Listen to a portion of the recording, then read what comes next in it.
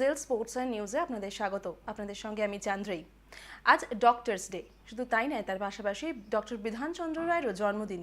আর সেই উপলক্ষেই আজকে আমাদের বিশেষ অনুষ্ঠান। কিন্তু সেই বিশেষ অনুষ্ঠানে বিশেষ অতিথিকে সেটা জানতেই হবে। আমাদের সঙ্গে আজ স্টুডিও থেকে উপস্থিত রয়েছেন বিখ্যাত কার্ডিওলজিস্ট বিনায়ক দেব। ডক্টর দেব, জেল স্পোর্টস অ্যান্ড নিউজে আপনাকে অনেক অনেক স্বাগত। তবে প্রোগ্রাম শুরু করার আগে আপনাদের আরও একটা কথা জানিয়ে রাখি যে আগামীকাল অর্থাৎ শনিবার থেকে প্রত্যেক শনিবার কিন্তু জিল স্পোর্টস অ্যান্ড নিউজে আপনারা দেখতে পাবেন এক বিশেষ অনুষ্ঠান, হেলথ ওয়েলথ।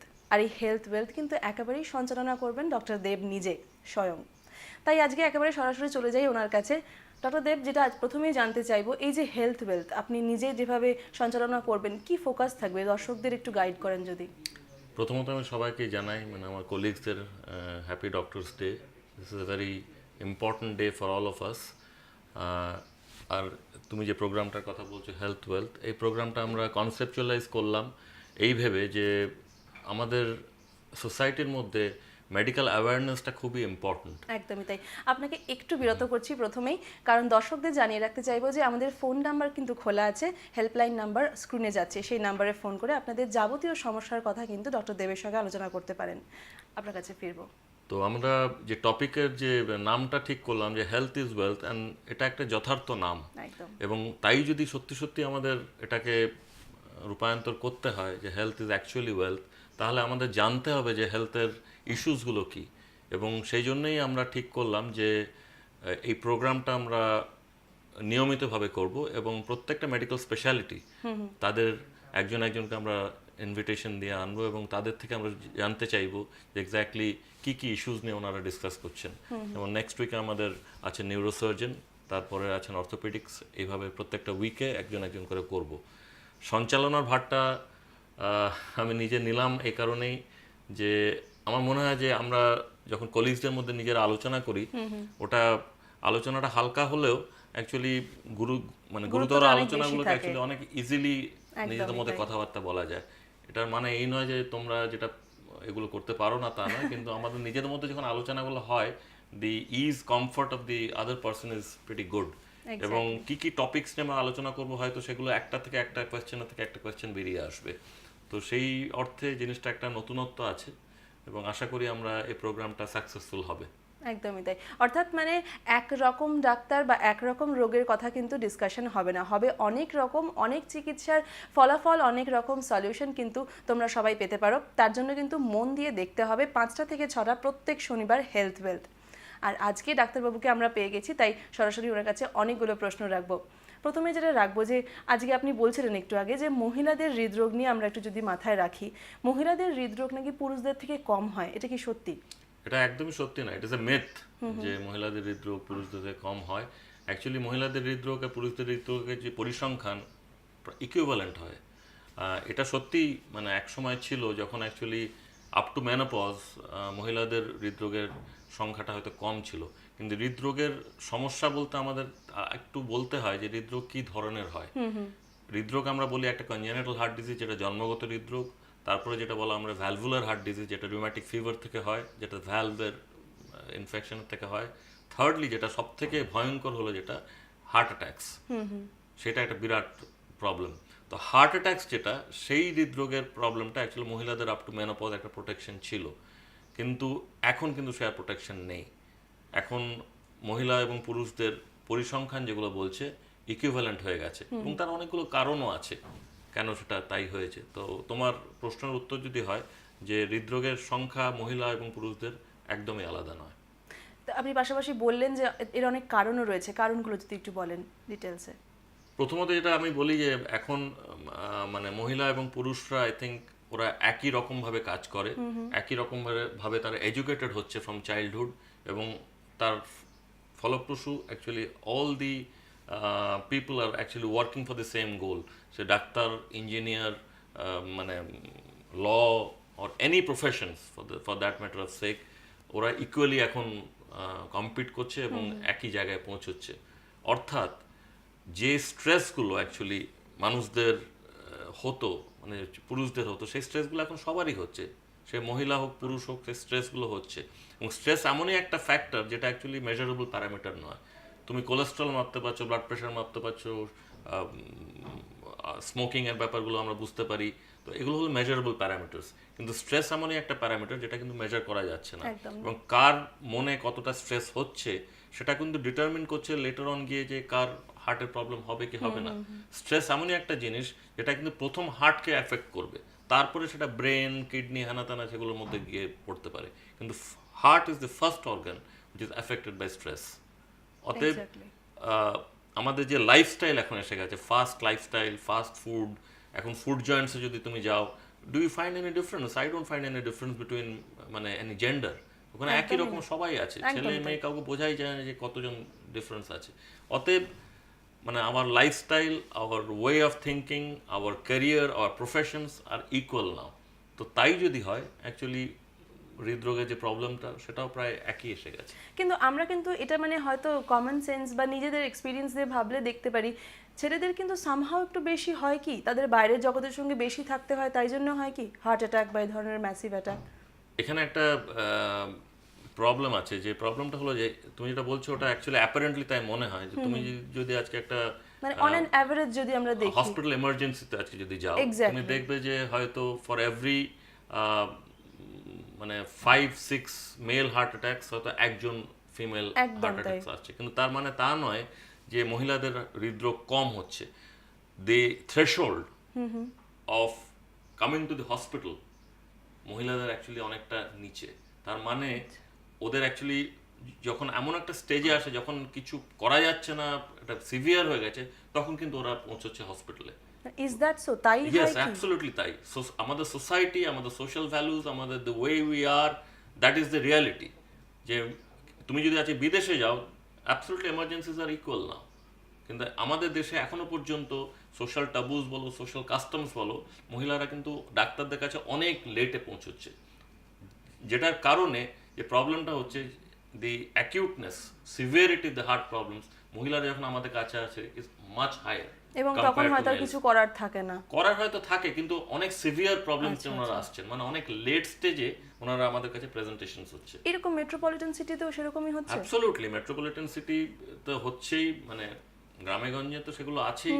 তো আমরা এই অ্যাওয়ারনেস, আমরা যে প্রোগ্রামগুলো করব, এটা আশা করি টিভি দর্শকের মধ্যে মহিলারা অনেকেই থাকবেন, এবং আমরা আশা করব যে এই অ্যাওয়ারনেস প্রোগ্রামটা যত বাড়বে, awareness among the society through the media, তোমাদের থ্রু দিয়ে, প্রিন্ট মিডিয়া থ্রু দিয়ে যত বাড়বে, তত মানুষরা আরো অ্যাওয়ার হবে, কাছে পৌঁছানো সচেতন যাবে। হবে, এবং তত তাড়াতাড়ি একদমই তাই। হসপিটালে পৌঁছতে পারবে। এটা আমার বুঝতে হবে, হসপিটালে যে পেশেন্ট যত তাড়াতাড়ি পৌঁছায় একটা আর্লি স্টেজ, সে কিন্তু তত ইজিলি ভালো হয়ে কম খরচাতে কম দিন থেকে বাড়ি ফিরবে। নাকি সহ্য করে ভুগে ভুগে ভুগে জিনিসটাকে ভুগে যখন সিভিয়ার যায় করা। তখন আইদার পেশেন্ট খারাপ হয়ে যায় এবং মৃত্যু হয়, অথবা কিন্তু প্রচুর তার লম্বা স্টে হয় হসপিটালে।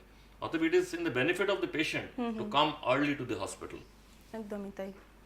আপনাদের পরবর্তী আলোচনায় যাওয়ার আগে আরও অনেক প্রশ্ন রয়েছে, আমার মতন আপনাদের মনেও নিশ্চয়ই রয়েছে, কিন্তু সেই প্রশ্নগুলো করার জন্য কিন্তু আমাদের হেল্পলাইন নাম্বার স্ক্রিনে যাচ্ছে, সেই নাম্বারে ফোন করে জিজ্ঞেস করতে হবে। আপাতত আমি আমার প্রশ্নতেই থাকি। আমরা মেয়েদেরকে নিয়েই রয়েছি, সেক্ষেত্রে মেয়েদের ছেলেদের সিমটমস কি এক হয়? না, সিমটমস অফ হার্ট অ্যাটাক যেটা আমরা ক্লাসিক্যাল বলি, সেটা হয় যে সেন্ট্রাল চেস্ট পেইন, বুকের মাঝখানে একটা ব্যথা হয়, ব্যথার সঙ্গে সঙ্গে একটা ভার মতন একটা হয়, তার সঙ্গে সঙ্গে ঘাম হয়। এটা অ্যাকচুয়ালি ক্লাসিক্যাল হার্ট অ্যাটাকের সিমটমস, কিন্তু এটা মাত্র 30% অফ ইন্ডিভিজুয়ালসদের হয়। মানে অর্থাৎ 70% অফ পেশেন্টসদের অ্যাকচুয়ালি অন্য সিমটমস হয়। আচ্ছা। অর্থাৎ চোয়ালে ব্যথা হতে পারে, হাতে ব্যথা হতে পারে, পিঠের মাঝখানে ব্যথা হতে পারে, পেটে ব্যথা হতে পারে, কিন্তু তার সঙ্গে যদি ঘাম হয়, এবং সেই পেশেন্টসদের যদি, সেই মানুষদের যদি রিস্ক ফ্যাক্টরস থাকে, সে যদি স্মোকার হয়, তার যদি প্রেশার থাকে, তার যদি সুগার থাকে, তার যদি হাই কোলেস্ট্রল থাকে, তার যদি ফ্যামিলি হিস্ট্রি থাকে, তাহলে বুঝতে হবে যে সেই পেশেন্টসদের এই সিমটমসের সঙ্গে হার্ট অ্যাটাকের সম্ভাবনাটা কিন্তু বেশি। আচ্ছা। কিন্তু মহিলাদের যে প্রবলেমসগুলো, সিমটমসগুলো হয়, অনেক সময় যেটা হয় ফ্যাটিগ, টায়ার্ডনেস, এরা হঠাৎ করে বলছে যে কিছুদিন ধরে শরীরটা ভাল লাগছে না, ফ্যাটিগ হচ্ছে, তাদের কিন্তু বুকে ব্যথা হওয়াটা কিন্তু চান্সেস আর লেস, ওকে। যে কোনো কারণেই হোক। শ্বাসকষ্ট হচ্ছে, দুপা হাঁটলে অসুবিধা হচ্ছে, টায়ার্ড হয়ে পড়ছে, হাঁপিয়ে যাচ্ছে, এগুলো কিন্তু আমরা টোটালি ইগনোর করি। মানে আমাদের society we totally ignore this symptoms. ও ঠিক আছে, বসলে গরম পড়েছে, এই হয়েছে, সেই হয়েছে, একটু ঘুমিয়ে নিলে বেশি কাজ করছে, তার জন্য হচ্ছে। কিন্তু এগুলো কিন্তু মহিলাদের হার্ট অ্যাটাকস কিংবা হার্টের প্রবলেমের কিন্তু আর্লিয়েস্ট সিমটমস, এটা আমাদের অনেকেরই জানা নেই। আমরা সবসময় যে বুকে ব্যথা হলেই আমাদের হার্ট অ্যাটাক হচ্ছে তা নয় কিন্তু। আচ্ছা, মানে এই ধরনের সিমটমস গুলো আসতে থাকলে খানিকটা হলেও প্রিকশন প্রথমেই নেওয়া উচিত। অ্যাবসলিউটলি। এবং কি কি প্রিকশন নেওয়া উচিত? প্রিকশনস মানে আমাদের মানে prevention is better then cure. ধরুন এই যে আপনি বললেন যে হাঁপ ধরা বা এই যে হঠাৎ হঠাৎ করে টায়ার্ড হয়ে যাওয়া, সেইগুলো আমরা তো প্রথমে বুঝতে পারছি না হয়তো, যেটা মানে একটা হার্ট অ্যাটাক আসার আগের স্টেজ, সেক্ষেত্রে ওই সময়গুলোতে কি করা উচিত? ওই পার্টিকুলার মুহূর্তে তো ডেফিনেটলি মানে একটা ইসিজি করিয়ে নেওয়া উচিত। সেটা আপনার পাড়ার ডাক্তারকে ডেকেও ইসিজি করানো যায় কিংবা লোকাল ডিসপেন্সারিতে গিয়েও ইসিজি করানো যায়। কোনো মতে একটা ইসিজি করানো দরকার, এবং ইসিজিটা করানো is not the end, it is the beginning. একদম। ইসিজিটা কাউকে দিয়ে দেখাতে হবে যে ইসিজি পড়তে জানে। ইসিজিটা সে যদি বলে নর্মাল আছে তাহলে ইউ গেট সাম টাইম, কিন্তু ইসিজিতে যদি প্রবলেম থাকে immediately you need to get to the hospital. আর যদি হাসপাতাল কাছে থাকে, অ্যাক্সেস থাকে, তাহলে গিয়ে একবার চেক আপ করানো যায়। প্রত্যেকটা ওই সিমটমসের জন্য হাসপাতালে ভর্তি হওয়ার প্রয়োজন না, নেই, সেটাই। কিন্তু একটা চেক আপ করিয়ে নেওয়া দরকার। সেটা কাল হোক পরশু হোক, চেক আপ একবার করিয়ে নেওয়া দরকার। এটুকু জানতে হবে যে আমাদের কাছে কিন্তু হার্ট কেন, অল অর্গানস একটা ইজ লাইক ইলাস্টিক। তুমি ওটা টানছো টানছো টানছো, ভগবান কিন্তু সেই কম্পেনসেটরি মেকানিজমটা দিয়েছে। টানতে টানতে টানতে একটা স্টেজে আসবে যখন ইলাস্টিকটা ছিঁড়ছে, সেই ছেঁড়ার মুহূর্তটা কিন্তু হার্ট অ্যাটাক। তার আগে কিন্তু you are getting lot of warning symptoms, যেগুলো আমরা টোটালি ইগনোর করি। 99% অফ দ্য পেশেন্টস যারা আমাদের হসপিটালে আসে তারা কিন্তু একটা প্রবলেম হওয়ার পর আসে, তার অর্থাৎ আগের পার্টটা বুঝতেই পারে তার না। আগের পাশটা বুঝছে কিন্তু এই যাবো যাবো করে যাচ্ছে না, অথচ কিংবা ভয় আছে, অনেক কিছু আছে। হসপিটালে কে যেতে পছন্দ করে? সে তো বটেই। কিন্তু আমরা মনে রাখতে হবে মানে it is like a house on a timber, মানে একটা বারুদের গোলার উপর বসানো আছে, কেউ আগুনটা ধরাবে। সে আগুন ধরানোর আগে যদি পেশেন্ট পৌঁছতে পারে তাহলে কিন্তু বাড়ির থেকে অনেক জিনিস আমরা বের করতে পারবো। কিন্তু আগুন ধরে গেলে একটা পোড়া বাড়ির মধ্যে থেকে তুমি আর কি পাবে? তখন অ্যাকচুয়ালি হার্ট ড্যামেজ হয়ে গেছে। তো হার্ট অ্যাটাক হওয়ার পর যে পেশেন্টস আমাদের কাছে আসছে তাদের কিন্তু আমরা খুব অল্প স্যালভেজ করতে পারছি। যারা আগে আসছে ওয়ার্নিং সাইন নিয়ে তাদের কিন্তু আমরা টোটালি নর্মাল লাইফে ফিরিয়ে দিতে পারছি। আর যেহেতু আমাদের লাইফে এখন প্রচণ্ড ব্যস্ততা, আমাদের লাইফস্টাইল একেবারে অন্যরকম, আর নিজেদের হাতে নিজেদের লাইফস্টাইল থাকেই না, সেক্ষেত্রে এই ধরনের ছোট্ট ছোট্ট প্রবলেমসগুলো যদি ফেস করতে শুরু করে, সেখানেই কোনো জেনারেল ফিজিশিয়ান হয়তো প্রথমেই গিয়ে ওনাকে বলা, ডিসকাস করা যে আমার এই ধরনের প্রবলেমস হচ্ছে, so that he can guide, তাই না? অ্যাবসলিউটলি। মানে জেনারেল ফিজিশিয়ানস রাই অ্যাকচুয়ালি প্রথম লাইন অফ ডিফেন্স। ওনাদের কাছেই ম্যাক্সিমাম লোক যাবে, ম্যাক্সিমাম যারা, আমি এদের পেশেন্টস বলবো না, এরা জাস্ট পপুলেশন অ্যাট লার্জ। কোনো একটা সমস্যা হলো, গেল ওরা একটা ইসিজি করলেন, ইসিজি করে উনি সেটা যদি মনে করেন যে হ্যাঁ এটাতে একটা প্রবলেম হচ্ছে, উনি তখন হায়ার রেফারেল সিস্টেমে পাঠালেন। কারণ আমাদের যে হসপিটালের পরিকাঠামো আছে এখানে অ্যাকচুয়ালি সবাই যদি প্রথম গিয়ে ওখানে পৌঁছয় তাহলে you cannot deal with those problems. So এই যে যারা জেনারেল প্র্যাকটিশনার্স যা আছে, they are the most important people in our society as far as guarding the first level of problems. হ্যাঁ, একদমই। সেক্ষেত্রে কারণ যাদের কাছে এটা অ্যাফোর্ড করা সম্ভব যে একটা প্রাইভেট ডাক্তারকে দেখানো, আমার মতে তাদের সেখানে যাওয়াই উচিত। কারণ অনেকেই তো পারেন না, তাদের হয়তো হাসপাতালটা তাদের জন্য রাখা উচিত। তবে যেটা সামনে পড়বে এমার্জেন্সিতে, মানুষ যেটা সামনে পাবে সেটা অবভিয়াসলি যাওয়া উচিত। তো কিন্তু মোদ্দা কথা যেটা উনিও বলতে চাইছেন যে আমাদের কিন্তু কোনো কোনো প্রবলেম সেগুলোকে লুকিয়ে চেপে রেখে নিজেদের মতন করে ভাবলে চলবে না। এই গাইডেন্সগুলো নিলে হয়তো নিজেও খানিকটা অনেক দিন ধরে সুস্থ থাকতে পারবো, তাই না? Absolutely. Body actually is a machine, মানে এটা নিয়ে কোনো, তো প্রত্যেকটা মেশিনের একটা প্রবলেম আছে, পার্টস আছে। সে পার্টসগুলোকে যদি তুমি সার্ভিসিং না করো automatically you will have problems. মন ইজ নট এ মেশিন, মন is something which you can control if you want to, and you can actually have a young মন for a very long time. কিন্তু body is such a organ যে body কিন্তু with age, সে যত বড় মহাপুরুষই হোক না কেন, body with age will have problems. সে প্রবলেমসগুলোকে আমাদের অ্যাড্রেস করতে হবে, এবং অ্যাড্রেস করলে প্রবলেমগুলো আমরা উই ক্যান মিনিমাইজ প্রবলেমস। এমন তো নয় যে কেউ অমর হবে, কিন্তু বডিগুলোর যে প্রবলেমগুলো আমাদের, মানে ডক্টরস বলো মেডিকেল ফ্র্যাটার্নিটি বলো, we don't prolong life, we only give quality of life. Can we give value to the quality of life? That is the most important things. We are not people who can actually prolong life. It is not in our hands at all. কে কত বছর বাঁচবে, কে কত বছর থাকবে, সেগুলো আমাদের দেখার ব্যাপার নয়। আমরা তোমাকে একটা সুস্থ জীবন দিতে পারছি কিনা, একটা কোয়ালিটি লাইফ দিতে পারছি কিনা, অ্যাকর্ডিং টু ইওর এজ, সেটুকুই আমাদের কাজ। আর আমার তো মনে হয় এটা প্রত্যেকে আমরা চাই, যে আপনি খুব সুন্দর একটা কথা বললেন যে আমরা কোনোদিন অমর হয়তো হব না, কিন্তু যতদিন থাকবো এই পৃথিবীতে ততদিন সুস্থভাবে থাকাটাই তো বাঞ্ছনীয়, তাই না? কারণ মানুষের কখন কি হয় কেউ জানে না, কিন্তু মানুষের সুস্থ হয়ে থাকলেই বোধহয় সেই থাকাটাও মানে so that we cannot regret anymore. মনে হবে না কোনোদিন যে চাইছিলাম হয়তো ভালো থাকতে কিন্তু পারলাম না, সেই সুযোগটা নিজেকে দেওয়ার কোনো দরকার নেই আমার মনে হয়। আমরা হার্ট অ্যাটাকের মধ্যেই রয়েছি, সেক্ষেত্রে মহিলা পুরুষের কথা নিয়েই রয়েছি কম্প্যারিজনে, মহিলাদের থেকে পুরুষদের ইন্টেন্সিটিটাও কি বেশি হয় এরকম কিছু? ইন্টেন্সিটিটা মহিলাদের অ্যাকচুয়ালি বেশি হচ্ছে কারণ ওরা অনেক দেরিতে আমাদের কাছে প্রেজেন্ট করছে, যেটা বলছিলাম তোমাকে, যে প্রেজেন্টেশনটা অনেক লেট হয়। কিন্তু ডেফিনেটলি থিংস আর ইমপ্রুভিং, মানে মানুষের অ্যাওয়ারনেস অনেক বাড়ছে।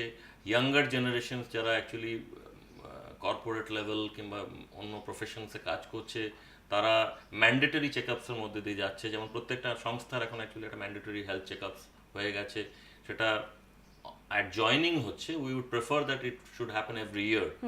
জয়নিং এ তুমি ভালো আছো সেটা খুবই ভালো কথা, কিন্তু তুমি যে প্রত্যেক বছরে ভালো আছো, that is also very very important. So সেই জন্যই অ্যাকচুয়ালি প্রত্যেকটা প্রাইভেট হসপিটালস, ইভেন ক্লিনিক্স, যেই ক্লিনিক্সগুলো খুলেছে সেগুলোতে দেখবে যে নট এক্সপেন্সিভ বেসিক টেস্টগুলো কিন্তু ওরা ব্যবস্থা রেখেছে, এবং সেই ক্লিনিকগুলো কিন্তু খুব পপুলার হচ্ছে আজকাল। সেখানে তোমার নট অনলি ব্লাড টেস্ট, ওখানে ইসিজি হচ্ছে, প্রয়োজনে ইকো কার্ডিওগ্রাম হচ্ছে, ওখানে ডায়েটিশিয়ান থাকছে, ডায়েটের কথাতে আসবো, সেখানে ফিজিওথেরাপিস্ট থাকছে, এবং আমার মতে ওখানে কিন্তু কাউন্সিলরসদেরও থাকা প্রয়োজন আছে। একদম তাই, একদম তাই, মানুষকে নিজেকে আগে বুঝতে হবে। Actually you have to understand, মানে আমাদের understanding of ourselves is actually the worst. আমরা নিজেদেরকে কিন্তু বুঝতে পারি না, আমরা কিন্তু উই জাজ people in front of us. We are judgmental. But we don't judge ourselves. একদম। So not only don't we judge ourselves, we don't judge our own body. আমি তোমার যদি কারোর হাঁটু ব্যথা হয় কিংবা অন্য ব্যথা, আমি বলবো এখানে যাও, তোমার নিজের হাঁটু ব্যথা হলো তুমি বলবে আমি দুদিন পরে যাবো। So that is what happens to everybody. তো এই যে চেকআপস গুলো হয়, এই চেকআপস গুলো they are not very expensive, number one, and they should be made mandatory in every walk of life. প্রত্যেকটা মহিলা এবং পুরুষ, এখন আমরা যারা এই জেনারেশন যারা আসছে এবং যে জেনারেশন আছে, নিশ্চয়ই কোথাও না কোথাও কাজ করছে, এবং সেই জায়গাগুলোতে I think it should be made mandatory. যেমন তোমরা প্রভিডেন্ট ফান্ডে টাকা রাখা ম্যান্ডেটরি হচ্ছে, আমার মনে হয় হেলথ চেকআপস গুলো mandatory. It is good for the institution also, it is good for the organization also. তোমার ওয়ার্কিং ডেজ যত তুমি কম অ্যাবসেন্টিজম থাকবে due to sickness, it is better for the organization. So it is a win win situation for both the organization and the person. একদমই তাই। আমাদের সঙ্গে ডাক্তারবাবু রয়েছেন। আপনাদের প্রশ্ন কিন্তু আমি আবারও বলে রাখছি, যদি কোনো প্রশ্ন থাকে সেই প্রশ্নের উত্তর আপনারা খুব সহজেই পেতে পারেন, কারণ এই ধরনের আলোচনা সত্যি মানুষকে অনেকটা হলেও শান্তি দেয় মনে, শারীরিকভাবে সুস্থ না করতে পারলেও মনে শান্তি দেয়। আর মনের কথা যে এলাম আপনার কাছে আসবো, মনটা কি আমাদের ভালো না থাকলে হার্টের প্রবলেম হওয়াটা একটা বাঞ্ছনীয় ব্যাপার, এরকম কি হয়? হ্যাঁ, মনের অবস্থান তো আমরা সবসময় বলি যে এটা অ্যাকচুয়ালি হার্টেই আছে। আপনি আলোচনা শুরু করার আগে আপনাকে একটু বিরত হচ্ছি, আমাদের সঙ্গে ফোন লাইনে একজন রয়েছেন। হ্যাঁ বলুন, কে বলছেন? আমি শুভেন্দু দাস বলছিলাম বালিগঞ্জ থেকে। হ্যাঁ বলুন। আমার ডাক্তারবাবুর কাছে আমার একটা জিজ্ঞাসা রয়েছে। আমার বয়স 28 প্লাস, আমি কোনো ড্রিঙ্কস বা স্মোক করি না, কিন্তু আমি অনেক দিন আগে একবার আমার একটা অ্যাক্সিডেন্ট হয়েছিল। আমি ডাক্তার দেখিয়েছিলাম কিন্তু তখন কিছু ধরা পড়েনি, কিন্তু এখন দেখা যায় যে মাঝে মধ্যেই বুকে একটু ব্যথা করে। হ্যাঁ, এবং সেক্ষেত্রে কি আমার কি এখন কি এরকম করে, মানে মাঝে মধ্যে, সেটা ধরুন সকালে যদি ঘুম দিয়ে উঠে বা একটু কাজ করতে গিয়ে মাঝে মাঝেই ব্যথা করে, সেটা কিন্তু সামটাইম নয়। তো আমার যেমন 2 মাস আগে একবার করেছিল, এখন আর কিছু হয়নি। তো সেরকম এর জন্য কি করা উচিত আর কি? ডাক্তারবাবু আপনার কোনো প্রশ্ন আছে? হ্যাঁ, আপনি 28 বছর বললেন আপনার বয়স।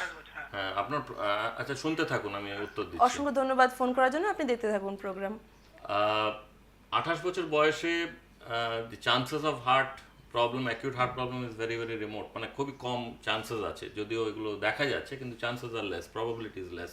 তো ওনার যদি কোনো অসুবিধা থাকে, it will be easily addressed ওই একটা যেটা হেলথ চেকআপসের কথা বলছিলাম, সেই হেলথ চেকআপস গুলো করলে।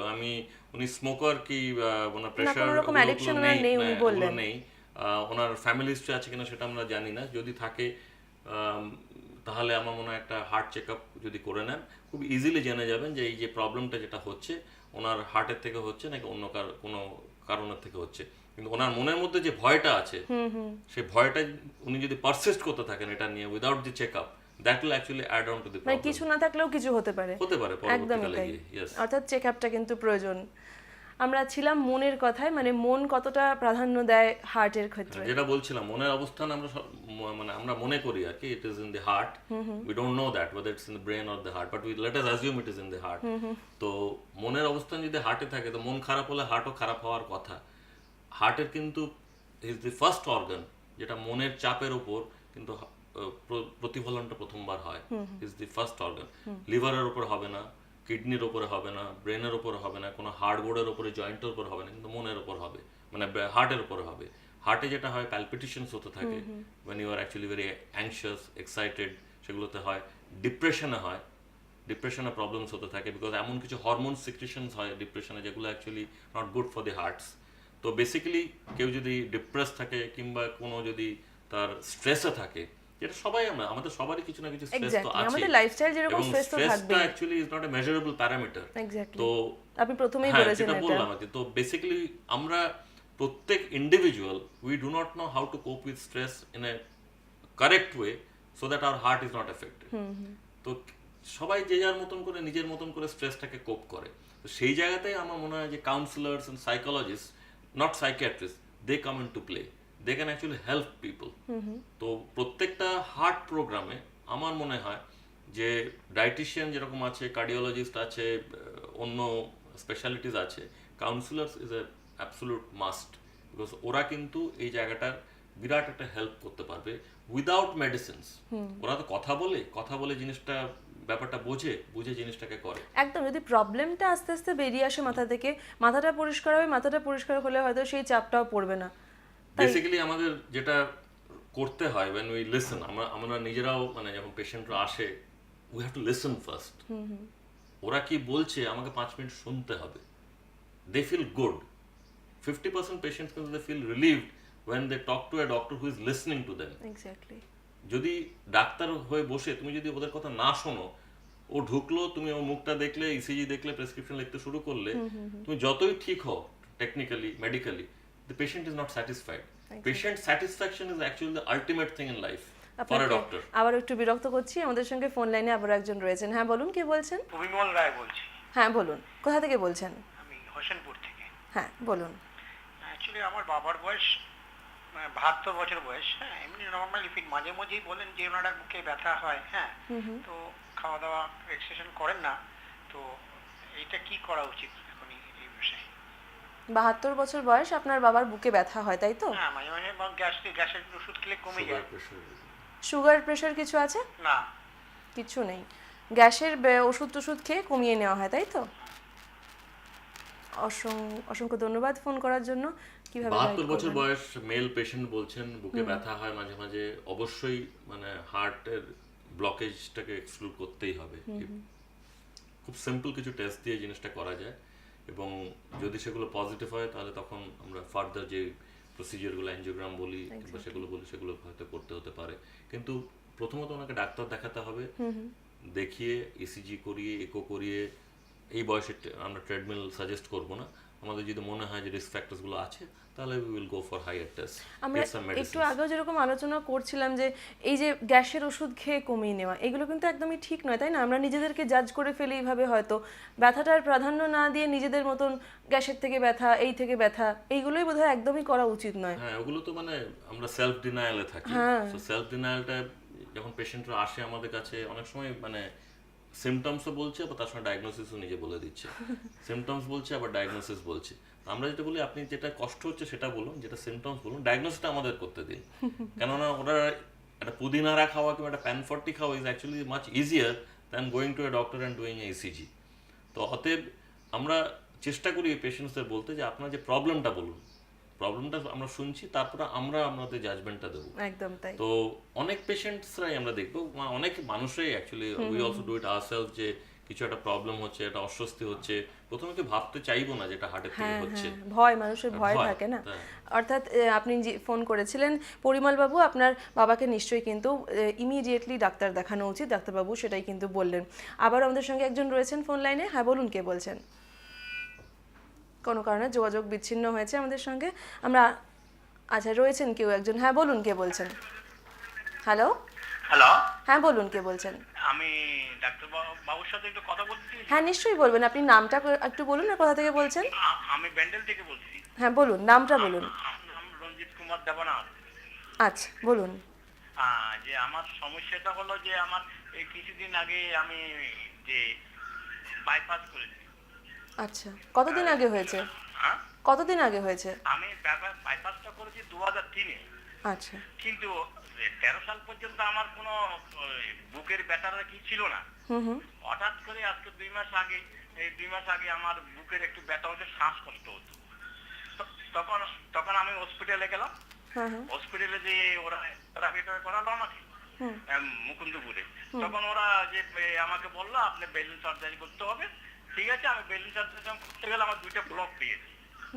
2টা ব্লকের মধ্যে আমার একটা রিং বসানো হলো, আর একটা বসালো না। ওরা বলছে আমরা এটা রিক্সের মধ্যে আমরা যেতে পারবো না, এটা পরে দেখা যাবে, মেডিসিন দেবো। এখন আমি কি করতে পারি? আমার যে রিংটা বসালাম সেটা কতদিন পর্যন্ত আমার লাস্টিং করবে? কি বসালেন আপনি? রিং আমি একটা রিং বসাইছি আর কি, আচ্ছা বেলুন আচ্ছা। সার্জারি। কতদিন আগে বসিয়েছেন ওটা? ওটা এই মাত্র আজ 2 সপ্তাহ হলো। আচ্ছা আচ্ছা। এখন আমি যে কতদিন এটা রানিং থাকবে সেটা আমি একটু ডাক্তারবাবুর কাছে জানতে চেয়েছিলাম। ডাক্তারবাবু, আপনার কোনো প্রশ্ন আছে আমার কাছে? হ্যাঁ, না, আপনি শুনতে থাকুন। অসংখ্য ধন্যবাদ ফোন করার জন্য। আপনার সমস্যার সমাধান খানিকটা হলেও উনি নিশ্চয়ই সমাধান করতে পারবেন। উনি বললেন যে 2003-এ ওনার বাইপাস হয়েছে, 13 অবধি সব ঠিক ছিল। 10 বছর বাইপাস সার্জারির একটা graft which is reasonably good period of time। তো তারপরে ওনার একটা অ্যাঞ্জিওপ্লাস্টি হয়েছে এবং জানতে চাইছেন ওই রিং যেটা স্টেন্ট যেটা বলা হয়, সেই স্টেন্টটা কতদিন এটার মেয়াদ। তো যেটা বলতে হবে যে বাইপাস সার্জারির মেয়াদটা ইউজুয়ালি অনেক পেশেন্টসে কিন্তু 15 থেকে 20 বছরও থাকে। আচ্ছা। তো 10 বছর যদি বাইপাস সার্জারির মেয়াদ গেছে, তার মানে বলতে হবে যে bypass surgery is absolutely successful. আচ্ছা আচ্ছা। তো টেকনিক্যাল কোনো প্রবলেম নেই। তো যে কারণেই হোক যে ওনার কিন্তু আবার রিব্লকেজ হওয়া শুরু হয়েছে। তো সেই কারণগুলো যদি আমাদের স্টপ করতে হবে, সেগুলোকে বন্ধ করতে হবে। সেই কারণগুলো যদি অব্যাহত থাকে তাহলে কিন্তু অ্যাঞ্জিওপ্লাস্টি স্টেন্টও কিন্তু আবার রিব্লকেজ আসবে। অর্থাৎ যা হয়েছিল আবার সেটা আবার হবে। সেটা এখন 5 বছর পর না 10 বছর পর সেটা কেউ বলতে পারছে না। কিন্তু যেহেতু ওনার বয়স হচ্ছে এবার, যেহেতু একবার বাইপাস হয়েছে, একবার অ্যাঞ্জিওপ্লাস্টি হয়েছে, ওনাকে খুবই সাবধানে থাকতে হবে। যে রিস্ক ফ্যাক্টরসগুলো আমরা বললাম, কোলেস্টেরল, প্রেশার, ডায়াবেটিস, যদি স্মোকার থাকেন সেগুলো সমস্ত কিন্তু এলিমিনেট করতে হবে।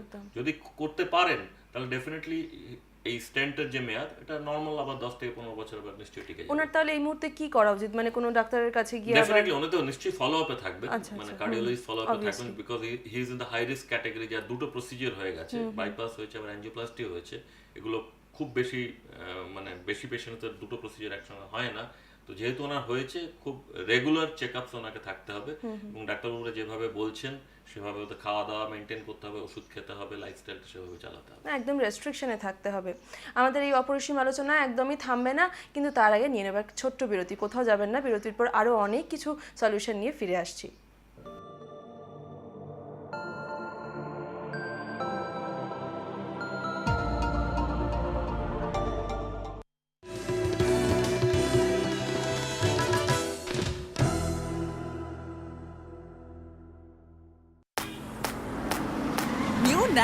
New and Nano, drive it now. It's so alert, you'll go wow. So what's the plan, guys? कुछ अलग. No clutch? Easy shift. Gear changes automatically. New and Nano, Nano. New and Nano, drive it now. It's so alert, you'll go wow. था ना अलग? Mind blowing. New and Nano. All new Gen X Nano Easy Shift. Join the fastest growing industry in the world. Crystal School of Excellence নিয়ে আসছে the most affordable 1-year hotel management course. সঙ্গে থাকছে কলকাতার award winning 4টি restaurant এবং 2টি accommodation ইউনিটে live training এর সুযোগ। সঠিক শিক্ষা এবং লাইভ ট্রেনিংই হবে হসপিটালিটি ইন্ডাস্ট্রিতে প্রবেশের প্রথম পদক্ষেপ। তাই কেএসই নিয়ে আসছে international standard module, personality development, field TRIPS, workshops এবং সেমিনারের সুযোগ। সেই সঙ্গে কেএসই দিচ্ছে 100% জব প্লেসমেন্টের গ্যারান্টি এবং বিদেশে ইন্টার্নশিপ করার সুযোগ। তাই নিজের ক্যারিয়ার সুন্দরভাবে গড়ে তুলতে হলে মনে রাখতেই হবে crystal school of excellence.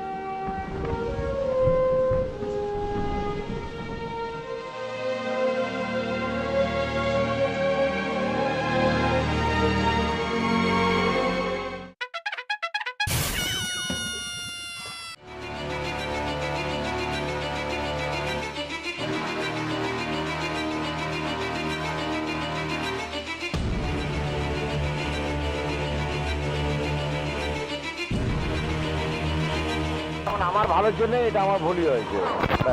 Sorry sorry.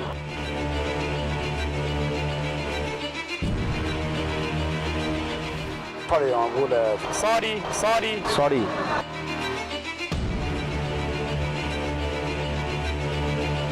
मैं बिना हेलमेट के आ गया, सॉरी इसके लिए।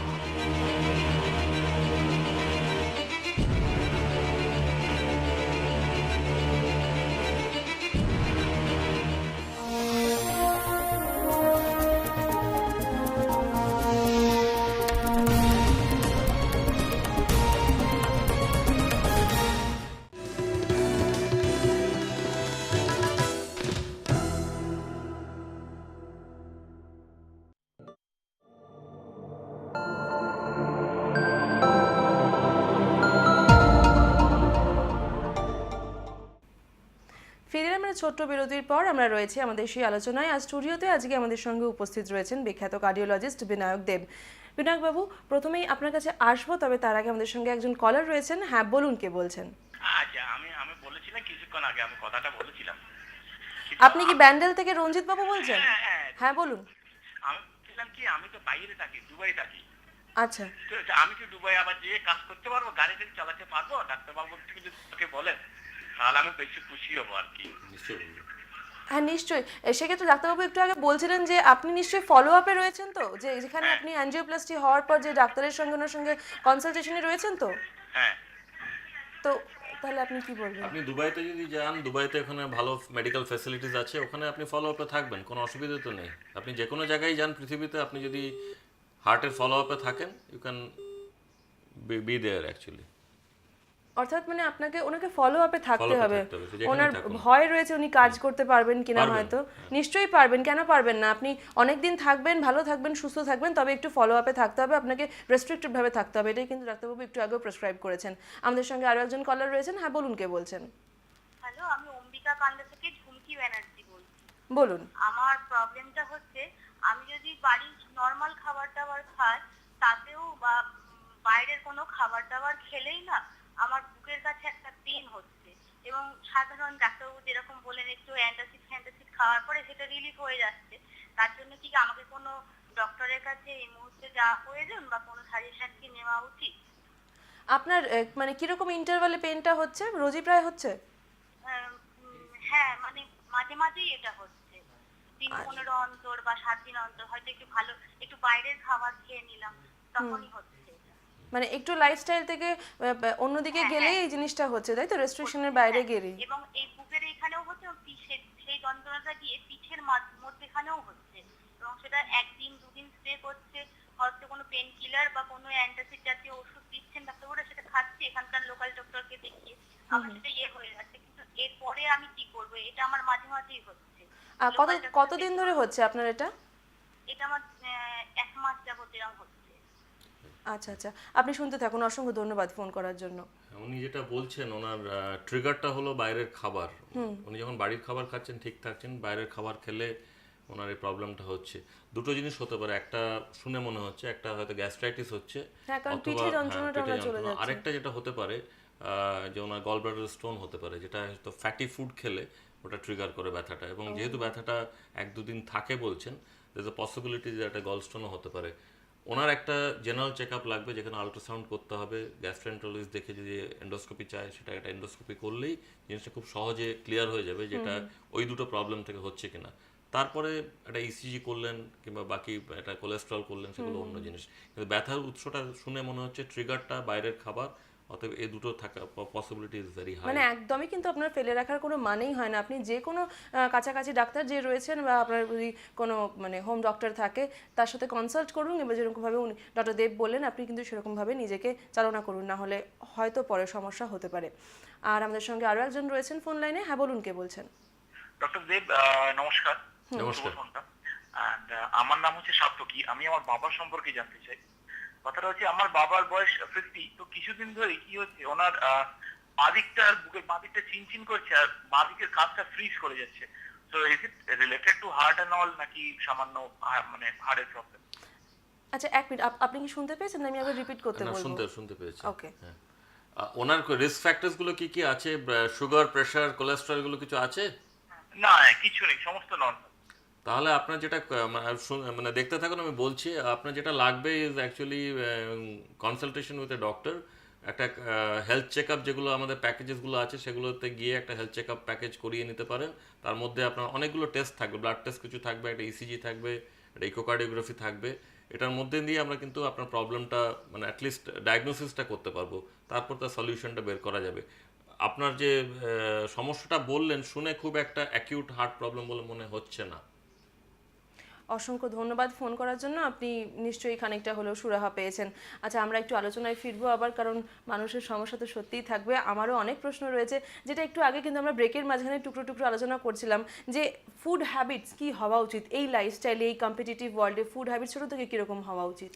হ্যাঁ, ফুড হ্যাবিটস আমাদের কাছে মানে অনেকের কাছে আসলেই বলবেন যে এটা খাবেন না, ওটা খাবেন না, কিন্তু মানুষ জানতে চায় যে কি খাবো, কি খাবেন না সবাই আমরা জানি। নাটা কেউ কোথাও হ্যাঁ, মানে পছন্দ না করে না। পছন্দ করে না, এবং we all know in general কি আমরা খাবো না, কিন্তু কি খাবো সেটা জানতে চায়। এখন আমরা যদি একটা বিদেশি বই খুলে ডায়েট চার্ট একটা বের করে একটা মানুষের হাতে দিয়ে দিই, সে আজকে একটা ডিস্ট্রিক্ট থেকে এসছে কিংবা যে কোনো একটা জায়গা থেকে এসছে, ও তো মানে বাসে যেতে যেতে ওটা ছিঁড়ে ফেলে দেবে, বিকজ ওটা নট রেলেভেন্ট টু হিম। তোমাকে যেটা বুঝতে হবে যে একটা মানুষ কি খায় নর্মালি, তার চারিপাশে কি পাওয়া যায়, এবং সেই অনুযায়ী you have to prescribe the diet.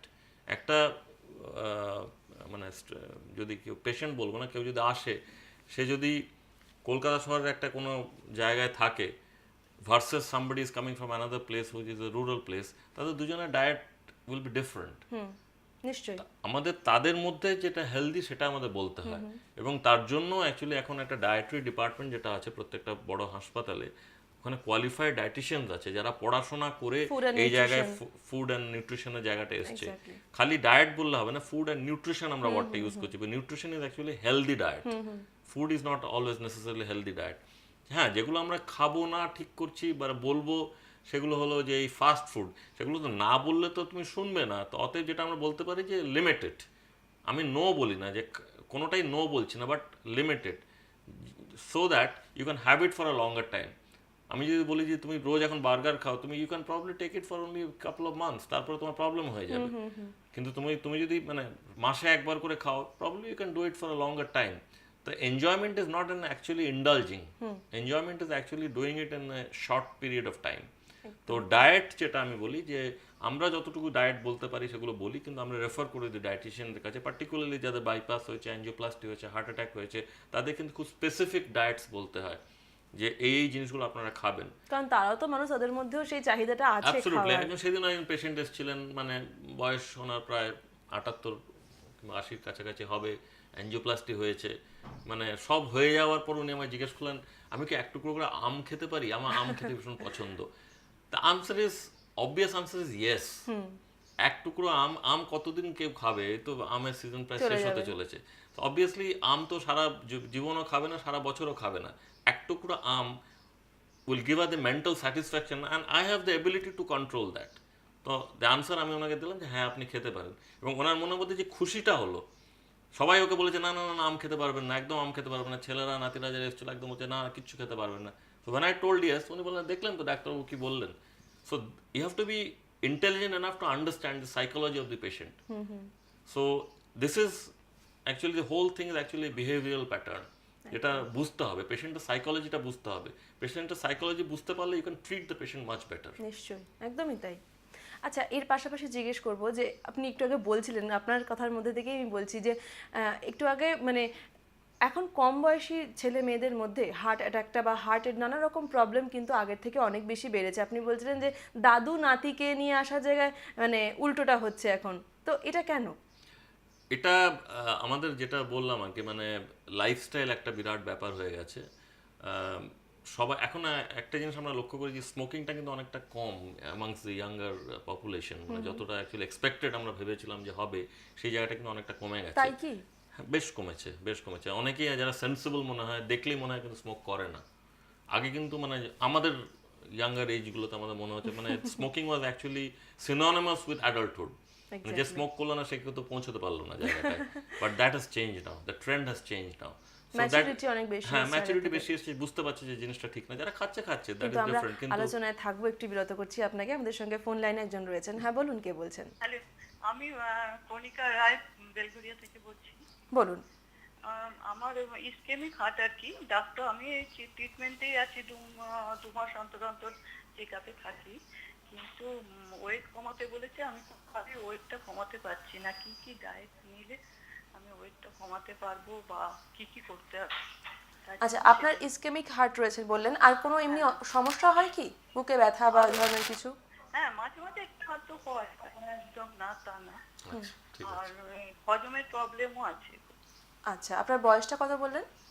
বয়সটা হচ্ছে 57। 57। অসংখ্য ধন্যবাদ ফোন করার জন্য। আপনি সঙ্গে থাকুন, দেখতে থাকুন। হ্যাঁ, overweight is a massive problem.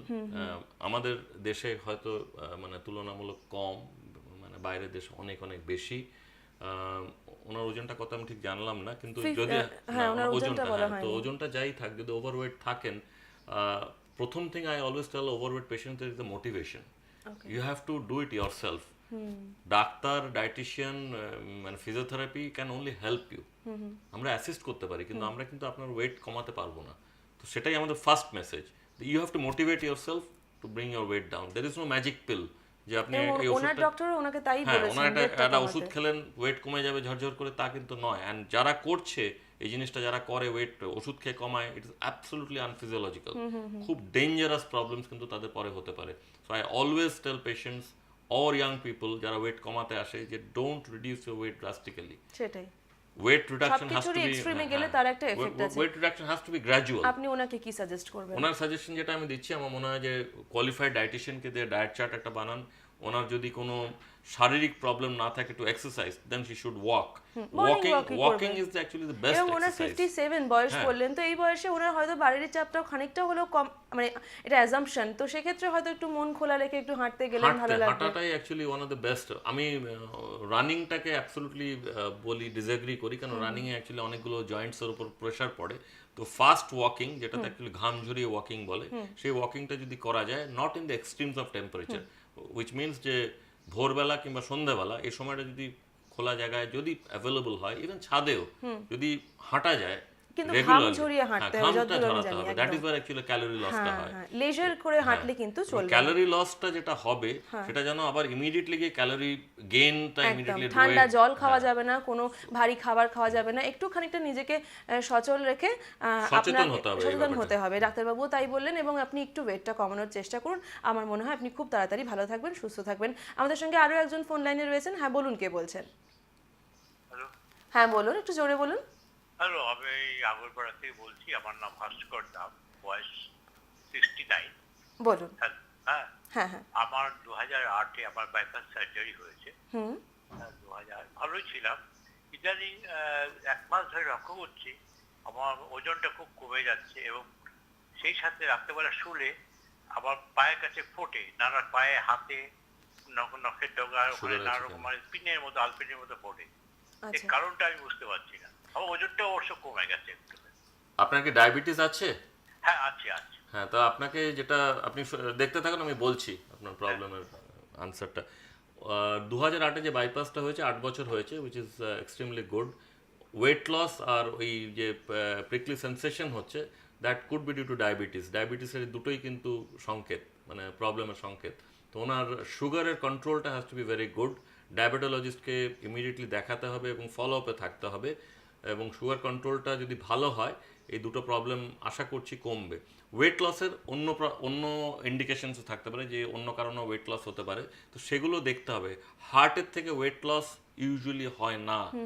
So অন্য এরিয়াসগুলোকে আমার মনে হয় ইনভেস্টিগেট করতে হবে। যেখানে ডায়াবেটিস আছে, ডায়াবেটিসের ওপরে বেশি নজর দিতে হবে। একদম, মানে অর্থাৎ ভাস্করবাবু অসংখ্য ধন্যবাদ ফোন করার জন্য। আপনি খানিকটা হলেও নিশ্চয়ই সুরাহা পেলেন। আমরা কিন্তু একেবারে যে আলোচনায় প্রথমে ছিলাম, যে কিন্তু আলোচনায় যাওয়ার আগে আমাদের সঙ্গে আরো একজন দর্শক বন্ধু রয়েছেন। হ্যাঁ বলুন, কে বলছেন? হ্যালো। হ্যাঁ একটু জোরে বলুন। হ্যালো। হ্যাঁ বলুন, শুনতে পাচ্ছি। নমস্কার। হ্যাঁ নমস্কার। ডাক্তারবাবুর কাছে একটা প্রশ্ন ছিল। হ্যাঁ নিশ্চয়ই আপনি প্রশ্ন করবেন। একটু নামটা কোথা থেকে বলছেন আর নামটা বলুন। আমার নাম শেখর সরকার, চন্দননগর থেকে বলছি। বলুন বলুন। ডাক্তারবাবুর কাছে প্রশ্ন যেটা হচ্ছে, আমার অ্যাকচুয়ালি এখন এজ হচ্ছে 39। 39? 39, হ্যাঁ। যখন আমি ধরুন সকালবেলা ঘুম থেকে উঠলাম, কিংবা আমি কাজ থেকে অফিস থেকে যখন ফিরলাম, আফটার দ্যাট আমার পায়ের তলা দুটো প্রচন্ড পেন হয়, মানে প্রচন্ড। এই কারণটা কি একটু বলতে পারবেন তো? আপনি কি স্মোক করেন? না না না না না। আচ্ছা, হ্যাঁ ঠিক আছে, দেখতে থাকুন, আমি বলছি। অসংখ্য ধন্যবাদ শেখরবাবু ফোন করার জন্য। হ্যাঁ, ওনার মানে পায়ের তলাতে যে ব্যথাটা হচ্ছে এবং it is at the end of the day, তো এটা হার্টের থেকে হওয়ার সম্ভাবনা খুবই কম। আচ্ছা। পায়ের অবশ্য আমাদের অনেক ধমনী থাকে, সেই ধমনীতে কোনো প্রবলেম আছে কিনা দেখতে হবে, কিন্তু সেটার থেকেও ব্লকেজ, যদি উনি নন স্মোকার থাকেন, 39 থাকেন, অন্য রিস্ক খুবই ফ্যাক্টরসগুলো, অল্প বয়সের ক্ষেত্রে বলতে রিস্ক গেলে। ফ্যাক্টরসগুলো যদি না থাকে, তাহলে চান্সেস ফ্রম হার্ট কিংবা ধমনী রিলেটেড প্রবলেম আর লেস।